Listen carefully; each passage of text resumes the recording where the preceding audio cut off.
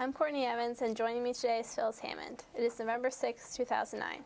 Thank you, Phyllis, for being with us today and sharing your memories. Thank you. What was your childhood like growing up in Carroll County? Well, I grew up, I won't even say how long, but back in the 50s, 56 I was born. I went to school in the early 60s, and growing up for me was, it was a good childhood, but it was very much issues dealing with the black and white. In my school, I didn't have to deal with a lot of the issues in school that my brothers and sisters did growing up, and they were the pioneers of when schools were being integrated, because they went to segregated schools for many years.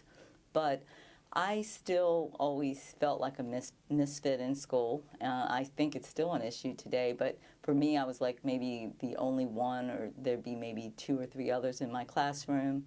So you always felt out of place. Even in high school and everything, I always felt that the opportunities that some children, my white counterparts, had, I really never felt like I could even think about achieving and accomplishing a lot in the Carroll County school system. And how are your siblings' experiences different from yours? Actually, you know what? Not a lot. My youngest, let's see, he graduated in 2001, and I mean, there are some things. My daughter was the prom queen, but the opportunities, scholarships, really, especially in the academic field, I don't see a lot of changes for achievement for a lot of the minority students, especially African American students in the Carroll County school system. So I think as far as friends, they're more, I would like to think anyway, that students that attend our Carroll County public schools don't look so much at race for friendship. But I do know for a fact that their families still judge them a lot.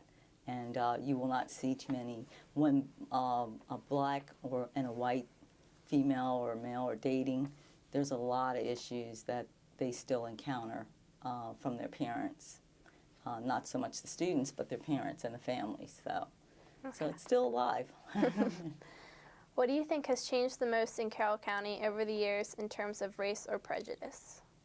What has changed? More diversity in the community. That's a change. Mm-hmm. I never thought I'd see as many minorities, not only just African Americans, but other races coming into Carroll County to live. Opportunities, they're there. And I do see people of color being hired, and African Americans in more businesses, but I still do not see African Americans in a lot of leadership positions here in Carroll County. I do not see, when I go to the hospitals, there's very few doctors. I think that I'm seeing a little bit more nurses being hired in Carroll at the hospital, but and this is just one example. But how many CEOs do you see here in Carroll County? You just don't. How many, even our local colleges and everything, how many people of color really have high, prestigious positions? And I know for myself, I've always encountered some challenges, and I think a lot of young folks move away from this area because they know the opportunities for accomplishment and to achieve is just not here, unfortunately. What about with, more specifically, the hiring of teachers? Have you seen discrimination in that area? I have, yeah. As a matter of fact, I was hired back about 1990, I want to say 1997. I was hired on a contractual basis to help the school board with hiring more minorities. And I want to be honest, and I'm going to put it out there to say it was a wonderful opportunity. I think that their heart was in the right place, but the ending results was not there. I would go out, and I'm a very assertive, aggressive person. I know what I knew what they were looking for, and I had a lot of good recommendations, but it kind of all would fall by the wayside. And I still think that's a big issue right now in the school system. And I know that the Carroll County NAACP was invited to take on an active role in helping them with recruiting. But again, they're hiring one, maybe two, maybe none, and a lot of times none. And it's not because they're not there, and it's not because African Americans do not want to come into the school system. There was only 1 year that I can remember that they hired about 10 minorities in one recruiting session that they had. And so it makes me wonder. Okay. How have your job experiences allowed you to deal with issues of discrimination and help the minority community? You know, I really deliberately took on my role as a consultant. MPI stands for Minority Program Implementation, and that was what I really felt I was led to do. So, you know, I used my consulting services to help with try to help the school system with recruiting. I've helped a lot of small businesses that are of color to get started, or those that are already up and running. I would help to try to generate businesses. I've also have helped with trying to get children, because I worked in the area with the Boys and Girls Club, and most of my kids were African American and Spanish children. So to give them the feel that, you know, they had their place to go, and to support them and let them know that they can be anything they want to be. So, and I also work with the Carroll County Health Department as a consultant with tobacco and cancer prevention to try to let African Americans that are economically challenged know what's out there, what kind of screenings, what kind of health care do you need to look for, and how you need to be responsible with taking care of yourself so that we can prevent the high rate of premature deaths among African Americans. And why did you choose to become involved with groups like the Boys and Girls Clubs or the NAACP in the first place? Again, to be a voice, to let folks know, because it's the silent monster. You know, you talk about the with diseases and cancer and everything. To me, discrimination is the most horrifying disease that we have out here, and it hurts and it damages.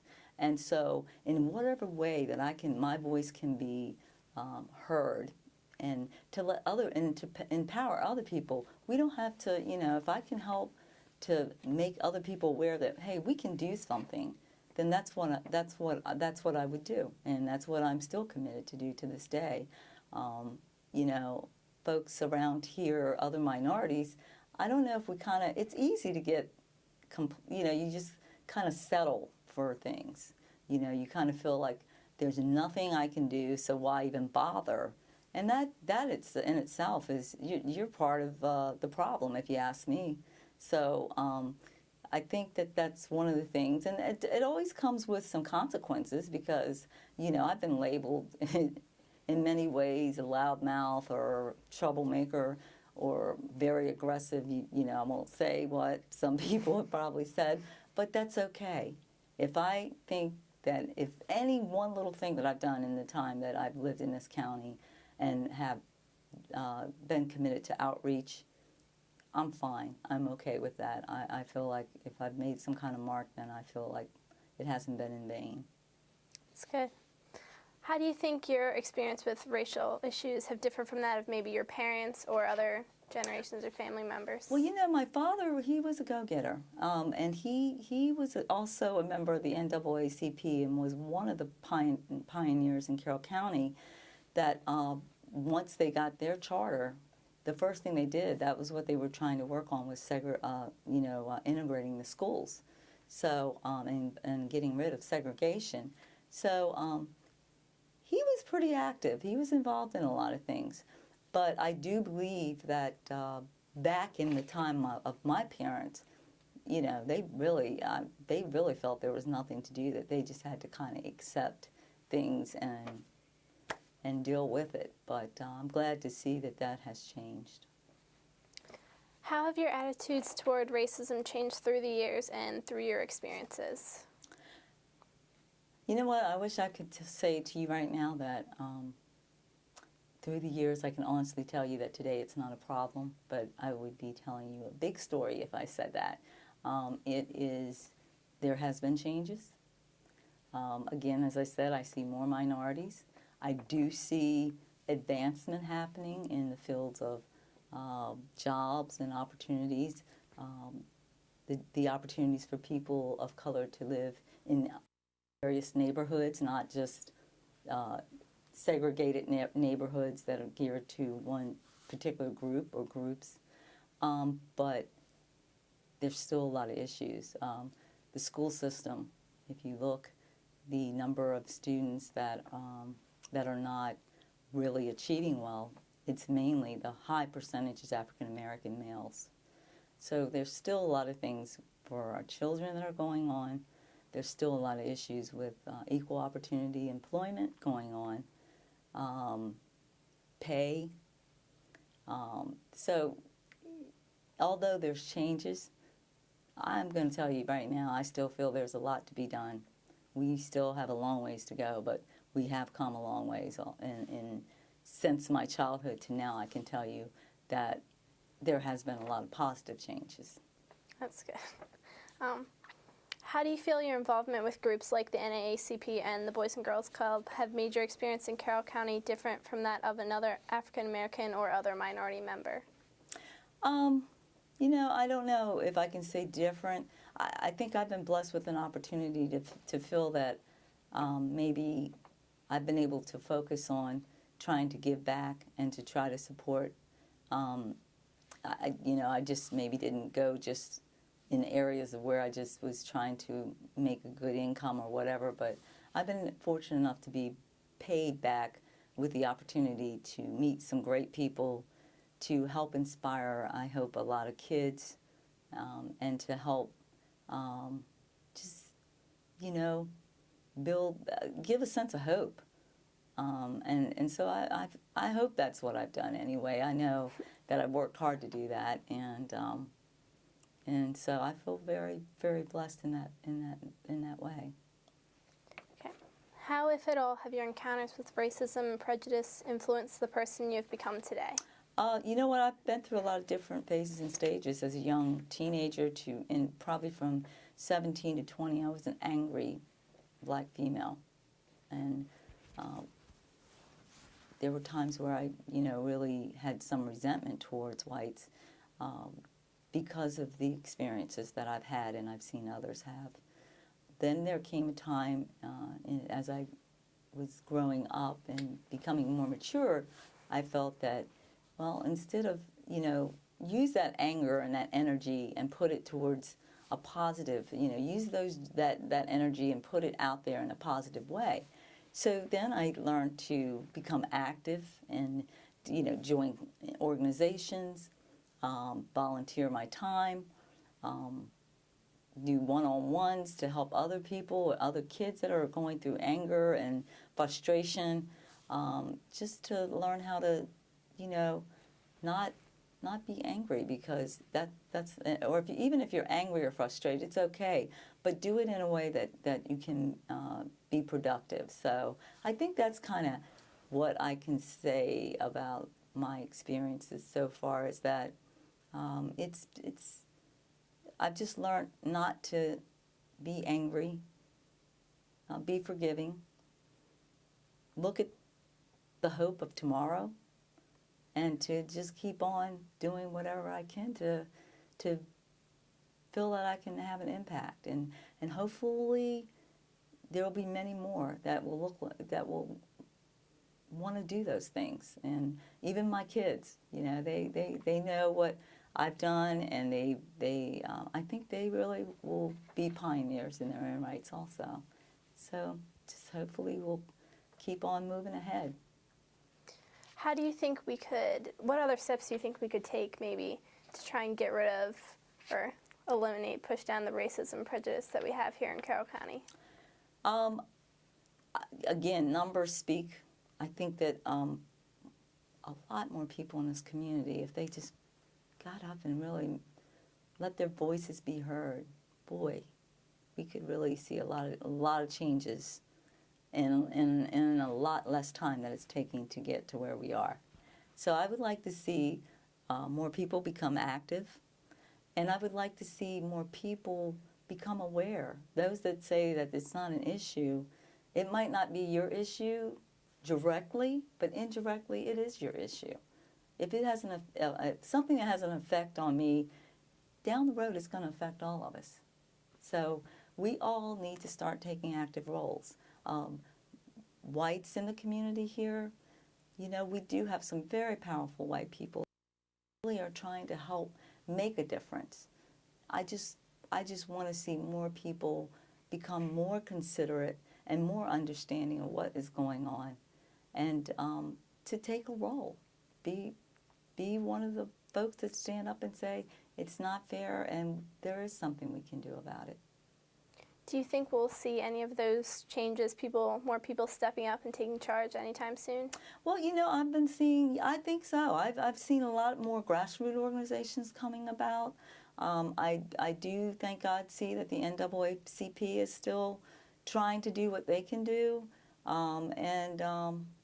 I think that, as you know, maybe not right now, but the younger folks, I think they're going to really take a stand.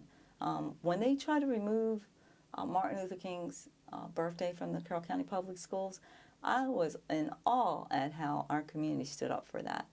And I really believe that, you know, there are going to be more things where our folks are going to really say, you know, enough is enough, and they're going to start taking more active roles in looking at employment and looking at making sure our kids are getting all the opportunities that every child should have in the school system. So yeah, I think so. That's good. Very hopeful. Good.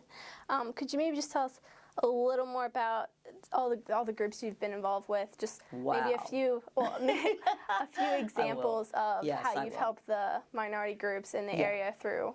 Well, let's see. I've been involved probably in just about every organizational committee here in Carroll County as a volunteer. I was a youth director at Union Street United Methodist Church for 12 years. I helped to, along with a wonderful pastor at the time, former pastor of Union Street, Reverend Howard Henson, we started a sports ministry program, and that was an outreach to children, mainly minorities, to have some summer activities.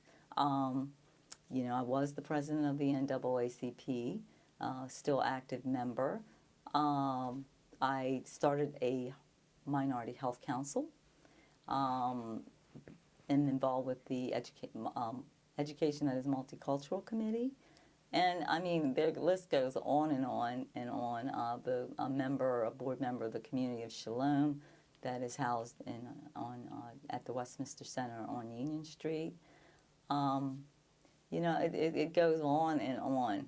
But I think that's what you have to do, really, to have an impact. You have to be very involved in your community and really get to know who all your players are, even your politicians. Good. Okay, I think I just have one more question Sure. for you. Overall, would you say you've had a good experience growing up here in Carroll County? You know what? I do not regret one day of my life here in Carroll County. And believe me, I mean, if I was so unhappy, I would have left by now. But it's been a challenging experience. But yes, it's been a good experience. And I think the best is yet to come, because I'm one person that always tries to look ahead. I don't forget where I come from, but I try not to stay in that capsule of feeling that there's nothing that, you know, that there's no opportunities to better oneself or your goals and ambitions in life. So yeah, I think better. Yeah, I'm looking forward to what Carroll can offer, not only me but future generations. So I'm very fortunate to have lived here. Well, thank you for everything you've done here in Carroll County. Thank you. It's a pleasure, and I'm glad to see you at McDaniel College taking on this particular project. I think it's great. Thanks. Is there anything else you would like to say? No, just kudos. I'm glad to see, like little things like this makes a big difference in areas such as Carroll County. So, again, I'm glad to see McDaniel doing this. Well, thank you, and thank you for sharing all your memories with us today. Thank you. Any experiences with the KKK growing up in Carroll County? Not directly, but I did hear a lot of stories. There's definitely, there was a lot of stories about, locals here in the county having meetings, and, there was a lot of fear. There were certain areas such as Gamber, and to this day, these areas are still labeled. When we talk, someone outside of Carroll County talks about Carroll County, they will always refer to the fact that they hear that it's the, oh, is that the place where all the KKKs are? And I had an indirect experience when I lived in Union Bridge. There was a flyer left on my car, and it was inviting me because they didn't know me to become a member of the KKK. And they had information and how you can become a member and everything. So it definitely was very active,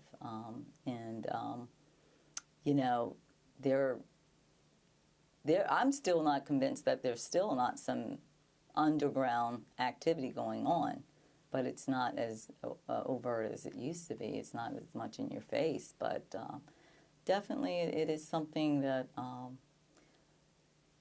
it put a lot of fear in people. I mean, especially children, when you would hear the stories. And, thank God I'd never heard about any lynching activities or burning activities myself, but, definitely there was a lot of concern about what this particular group could do to people of color or certain, religions. And so, we never took it.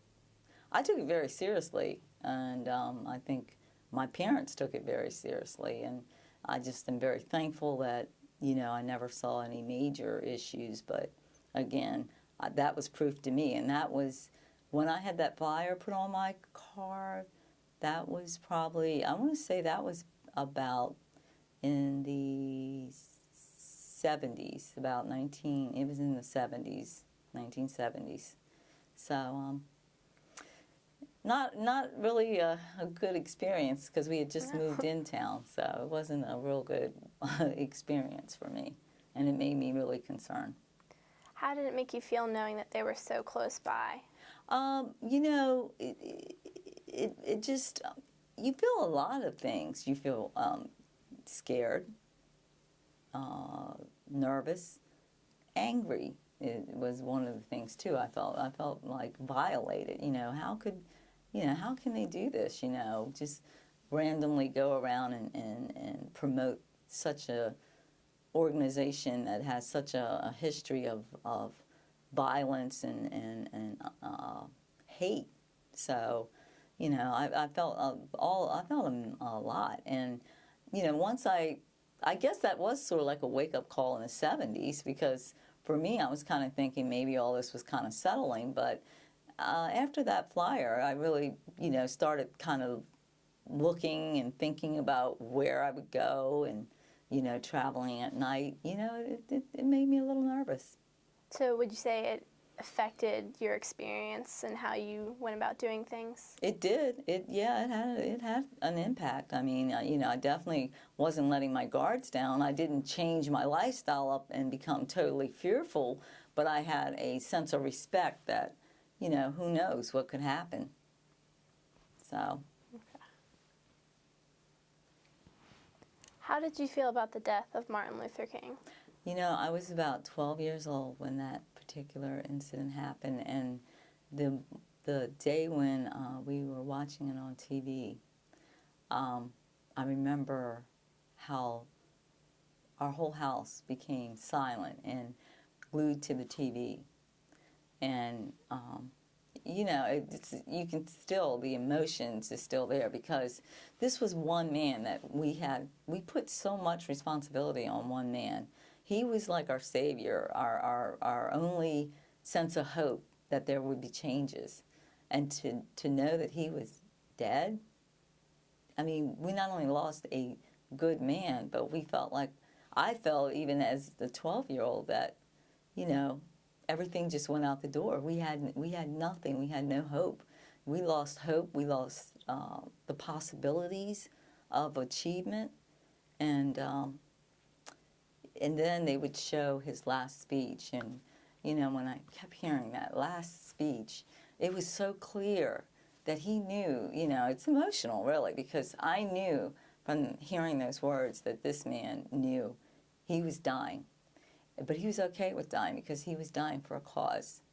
And, you know, that had such an impact on everyone. And, you know,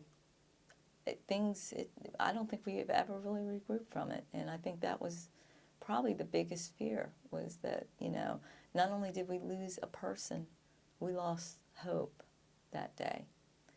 And, you know, I think we've regained it now that we have the leadership that we have. And not just because he's an African American.